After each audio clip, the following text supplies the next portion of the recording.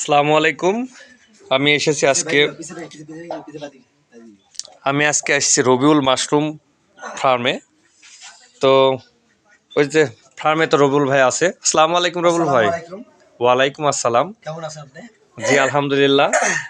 তো ইতিপূর্বেও জিডিএমএস সংস্থা কর্তৃক আপনার মাশরুম খামার পরিদর্শন করেছিলাম। আজকে আবার দ্বিতীয়বার আসলাম আপনার খামারের মধ্যে পেয়ে অনেক আনন্দিত। তা আমি দর্শককে মাশরুম রুবুল ভাইয়ের মাশরুমের খামারে এত সুন্দর মাশরুম ফুটেছে আপনাদেরকে দেখাচ্ছি। আপনারা ভিডিওটা দেখেন দেখেন কত সুন্দর মাশরুম ফুটেছে। মাশরুমগুলো আপনাদেরকে দেখাই, তারপরে রুবুল ভাই আসলে এটা মাশরুমটা কিভাবে তৈরি করে এবং কিভাবে বাজারজাতকরণ করছে এবং মার্কেটে কেমন চাহিদা এই বিষয়ে আপনাদেরকে জানাবে। আপনারা দেখুন দেখুন কি সুন্দর থরে থরে মাশরুম ধরে আছে। আলহামদুলিল্লাহ, সুবহান আল্লাহ, সুবহান আল্লাহ, সুবহান আল্লাহ। সব থরে থরে মাশরুম, শুধু মাশরুম আর মাশরুম। এটা আসলে মাশরুম গবেষণা ইনস্টিটিউটের বা চারঘাট কৃষি অফিসের আওতায় এই মাশরুম প্রদর্শনী এবং প্রদর্শনী আমি মনে করি যে চারঘাটের রবুল ভাই একজন সফল মাশরুম উদ্যোক্তা এবং তিনি মাশরুম নিজে তৈরি করছে, প্লাস আরও এলাকায় কিছু মানুষকে এই মাশরুম উৎপাদনে ছোট ছোট উদ্যোক্তা তৈরি করছে। তো আসলে রবিউল ভাই এই পর্যন্ত আসায় তার কাছ থেকে কিছু মূল্যবান ইনফরমেশন আপনাদেরকে দিই। রবিউল ভাই, হ্যাঁ, আপনি আসসালামু ভালো আছেন আলাইকুম। তো? হ্যাঁ, আলহামদুলিল্লাহ। তো আপনি দূরে থাকেন। আপনি এখানে দাঁড়িয়ে দর্শকের উদ্দেশ্যে কিছু আপনি বলেন। হ্যাঁ,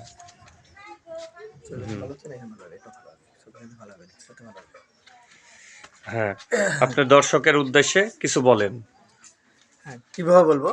কি বিষয়ে বলবো বলেন? আসলে আপনি এই মাশরুম উৎপাদনের সূত্রপাত মানে কিভাবে আপনার ভিতরে এই আগ্রহটা আসলে তৈরি হয়? মাশরুম আমার অনেক আগে থেকে মাশরুম করবো আমি উদ্দেশ্য ছিল। কিন্তু প্রায় 17 সাল, হ্যাঁ 17 সালের দিকে আপনার হলো ভাটপাড়া সিএমএস, সেখানে মাশরুম করতো। সেই মাশরুম দেখে তখন থেকে আমার মাশরুম করার আগ্রহ। কিন্তু মাশরুম করবো কিভাবে করবো লাইন বুঝতে পারিনি। বা আমি ওখানে যাও আমাকে আসলে আমি ওই পাত্তা পাইনি। পরে লাস্টে 23 সালে ঢাকা মাশরুম ইনস্টিটিউট থেকে আমাকে একটা প্রশিক্ষণ দেওয়া হয়েছে। সেই প্রশিক্ষণ থেকে আজকে আমি এই পর্যন্ত আসছি। আমার প্রায় 4,000 সাড়ে চারের মতো স্পন রেডি আছে এবং মাল আমার প্রতিদিন 15 কেজি 16 কেজি মাশরুম ওঠে। আজকেও আমার প্রায় 18 কেজি মাশরুম অর্ডার আছে। এতে আজকে মোটামুটি আমি 10 কেজি তুলবো, আর কালকে একটু বেশি আছে, কালকে প্রায় 25 কেজি অর্ডার আছে। তো কালকে মোটামুটি আমি কালকে মালটা বেশি তুলবো। আর আপনারা দোয়া রাখবেন আমার জন্য। তো আমি যেন ভাই মাশরুম একটা সবাইকে প্রশ্ন দিতে পারি। আপনাকে করি। লোককথায় আছে যে মাশরুম নাকি উৎপাদন করে মার্কেটিং করা যায় না, মাশরুম কেউ খাইতে চায় না। সেই বিষয়ে আপনার কোনো মূল্যবান কথা আসলে আপনার? সেই যে লোকটি বলে যে মাশরুমের মার্কেট নাই বা মার্কেট পাওয়া যাচ্ছে না, সেটা ভুল কথা। মাশরুম যেমন তৈরি করা যায়, যেমন কঠিন, মার্কেট তৈরি করাও কঠিন। মার্কেট তৈরি হলে আর কোনো সমস্যা নেই। আমার যেমন মাশরুম বিক্রি করা তো কোনো ব্যাপার আমি ফ্যাক্ট মনে করি না এখন আর। আমি গত বছর আমার 5 কেজি মাশরুম উঠছে, সেটা বিক্রি করা নিয়ে আমি অনেক মানে সমস্যায় ছিলাম। কিন্তু এখন আমার যদি প্রতিদিন 40 কেজি মাশরুম ওঠে, তাতে আমার কোনো সমস্যা নেই। মাশরুম আমার দেওয়ার জায়গা অনেক আছে।